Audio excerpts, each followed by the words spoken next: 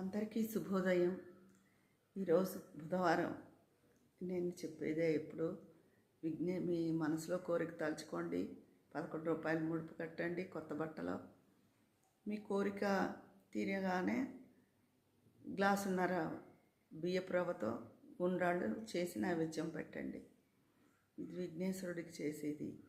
సరస్వతీదేవికి కూడా ఎప్పుడు జ్ఞానం కావాలని ప్రార్థించండి. ఒక్కసారైనా సరస్వతీదేవికి పెరుగన్నం దద్దోజనం ఇష్టం. ఆవిడకి అది నైవేద్యం పెట్టి మా జ్ఞానాన్ని ఈ తల్లి మేము తలచిన పనులు జ్ఞానవంతంగా చక్కగా జరిగేటట్లు చెయ్యి అని విద్యార్థులు చదువుకున్నది జ్ఞాపకం ఉండేలాగా ఏ వయసు వాళ్ళైనా వయోభేదం లేదు. జ్ఞానం ఎప్పుడూ కావాలి. మనం చేసే పనులు సక్రమంగా ఉండాలి. అందుకోసం ఆ సరస్వతీదేవిని అందరూ ప్రార్థించండి.